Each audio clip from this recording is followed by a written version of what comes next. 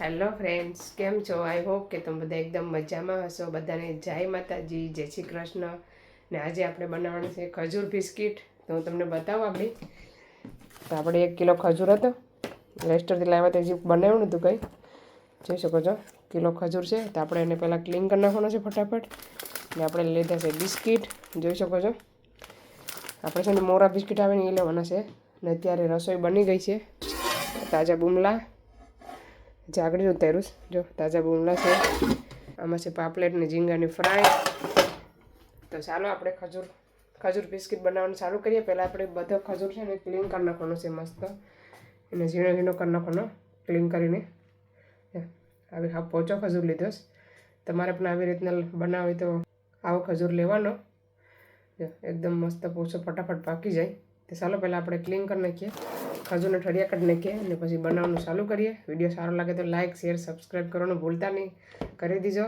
આપણે બનાવવાનું ચાલુ કરીએ ખજૂર બિસ્કિટ. એના માટે પહેલાં તો ગેસ સળગાવી દેવાનો આપણે. પછી એમાં નાખવાનું છે ઘી બહુ નથી લેવાનું. અહીં આપણે એક બે ચમચી જ લેવાનું છે, ઝાઝું નથી લેવાનું.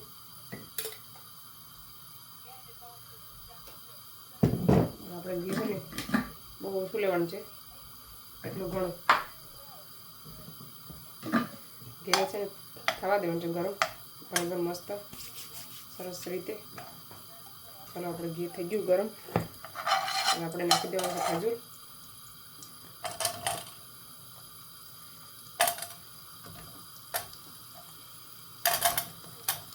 ગેસ છે ને સાવ ધીમે કરી દેવાનો છે. ધીમે ધીમે એને પાકવા દેવાનું છે મસ્ત સરખી રીતે. ધીમે ધીમે પાકતા જવાનું, મિક્સ કરતું જવાનું.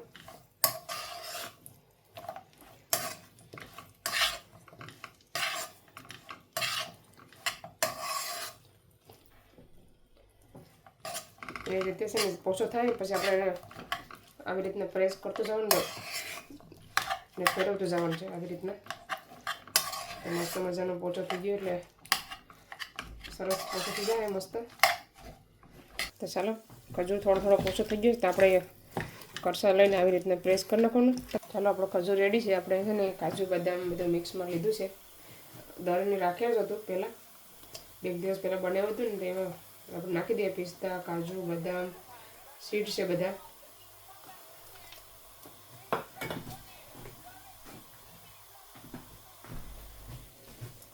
મિક્સ કરી નાખવાનું એને પણ.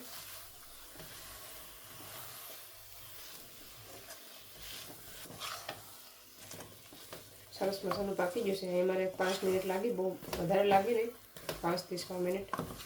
હવે આપણે છે એલચી પાવડર થોડો, એલચી અને જાયફળનો ભૂકો, થોડો ફ્રૂટનો પાવડર એડ કરવાનો છે. એ નાખ્યો હોય તો સરસ લાગે એના માટે. આપણે 1 ચમચી ઘી એડ કરવાનું છે. બહુ નહીં કરીએ, 1 જ ચમચી એડ કરવાનું છે, જરાક 1 ચમચીમાં એવું છું આટલું.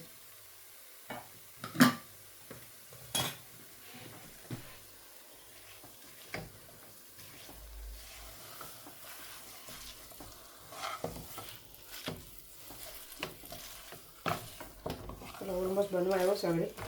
1-2 મિનિટ પાકે પછી આપણે ઉતારી દેવાનું છે. કેવી રીતના આગળ પ્રોસેસ બધી થાય ને એ તમારે જોવી પડશે વિડીયો. ચાલો લાઈક કરી દીજો, પછી મળીએ. ચાલો મેં વધારે કાજુ બદામ પાછા આવતા એ વેઇટ કરી દીધો છે કે વધારે હોય ને તો ખાવામાં મોઢામાં આવે ને તો બહુ સારું લાગે, ટેસ્ટી લાગે. ચાલો આપણે ગેસ બંધ કરીને ઠંડુ થવા રાખી દઈએ. થાળીમાં કાઢીને ઠંડુ થવા રાખી દેવાનું છે. છૂટું કરીને ગાય ઠંડુ થઈ જાય પછી આપણે આગળની પ્રોસેસ કરીએ ઠંડુ થાય પછી. તો ચાલો આપણું ખજૂર પાકનું મિશ્રણ રેડી થઈ ગયું, ઠંડુ થઈ ગયું છે. તો આપણે બિસ્કિટ લઈ લીધું છે. આપણે છે ને મોરા લેવાના છે. અહીંયા મીઠા બિસ્કિટ નથી લેવાના.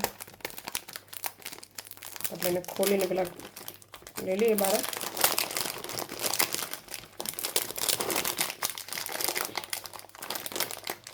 મીઠું હોય ને થોડુંક બેલેન્સ કરી કે એના માટે પહેલાં તો તૂટી ગયું. આપણે બિસ્કિટ લઈ લીધા, જોઈ શકો છો.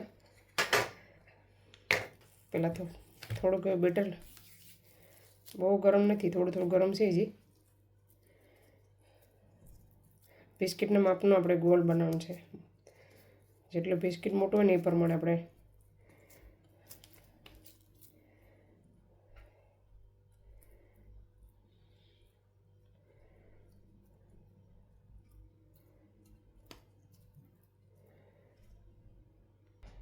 ચાલો તો મેં લઈ લીધું છે કોકોનટ ડ્રાય, જોઈ શકો છો. હવે આપણે આ બધી પ્રોસેસ આનાથી કરવાની છે. જરાક ઠંડુ થવા રાખી દીધું પાછું, કેમ કે મને થોડું ગરમ લાગ્યું. તો ઠંડુ થાય પછી બતાવું પછી. ચાલો હવે ઠંડુ થઈ ગયું છે. આપણે હવે એક બિસ્કિટના માપનું આપણે કરી નાખ્યું છે ખજૂરનું. હવે આપણે ફરીથી એકવાર સેમ પ્રોસેસ કરવાની છે.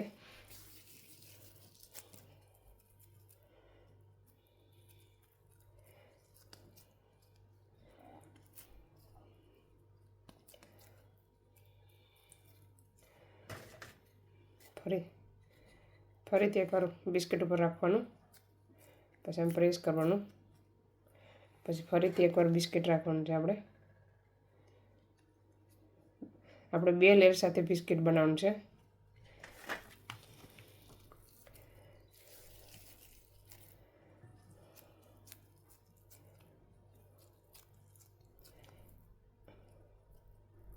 આવી રીતના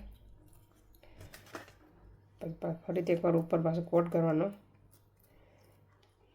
પછી આપણે બધું છે ને કવર કરી દેવાનું છે.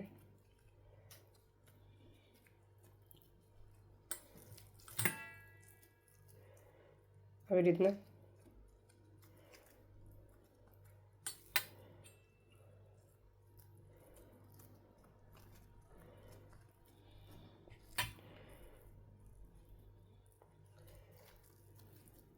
કંઈ દેખાવું ન જોઈએ, પૂરેપૂરું કવર થવું જોઈએ.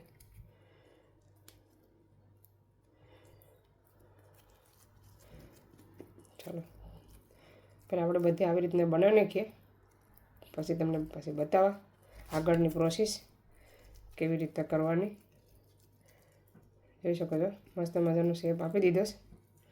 હજી થોડુંક અહીંયા દેખાય છે ને, એને પણ આપણે કવર કરી દેવાનું.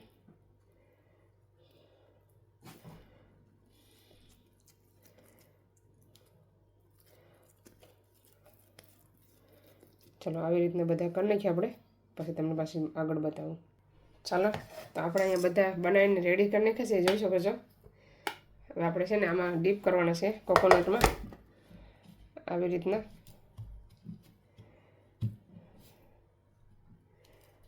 ચાલો મેં છે ને વધારે જાડું હતું ને એટલે આમાં સોટતું નહોતું. અમે છે ને ઝીણો કરી નાખ્યો છે, ભૂકો કરી નાખ્યો છે. તો આપણે ફરીથી એકવાર આવી રીતના બધું પ્રેસ કરી દેવાનો.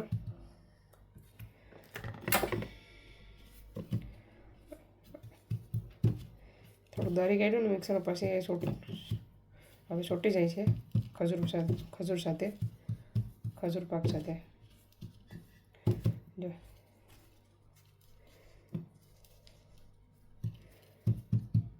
તો ચાલો મસ્ત મજાના આપણો ખજૂર બિસ્કિટ રેડી થઈ ગયા છે, જોઈ શકો છો.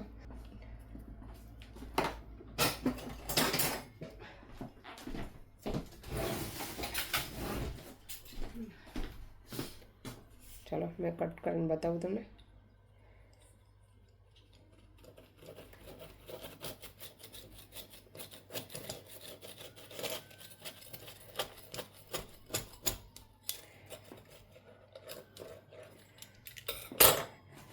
ફાઇનલી કટ થઈ ગયું છે, જોઈ શકો છો. કેટલો મસ્ત લાગે છે, સરસ મજાનું દેખાય છે. બહુ જ મસ્ત દેખાય છે, ખાવામાં એકદમ ટેસ્ટી.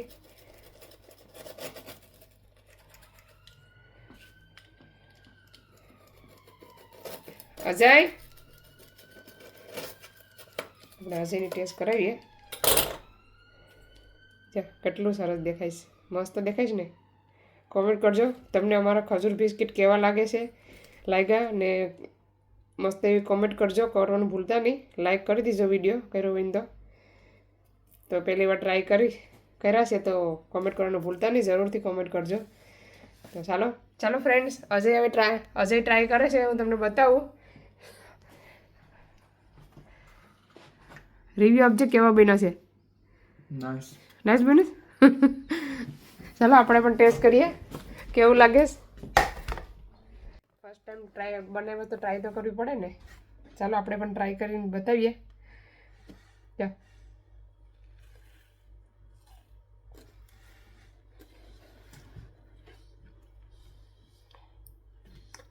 બહુ મસ્ત બન્યા છે.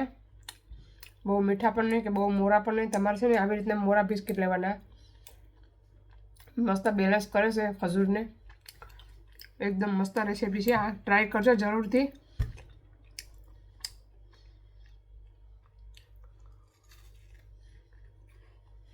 બહુ મસ્ત સરસ બન્યા છે.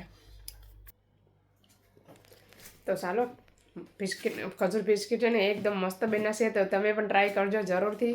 તો હવે આ વિડીયોને અહીંયા સેન્ડ કરીએ. આપણે બધા વાસણ નુજાન નાખીએ ફટાફટ. તો ચાલો આ વિડીયોને અહીંયા સેન્ડ કરીએ. તમને અમારો વિડીયો કેવો લાગ્યો, સારો લાગ્યો હોય તો લાઇક કરો, શેર કરો, સબસ્ક્રાઈબ કરો. મળીશું નવા વિડીયોમાં. ત્યાં સુધી બાય બાય. જય શ્રી કૃષ્ણ.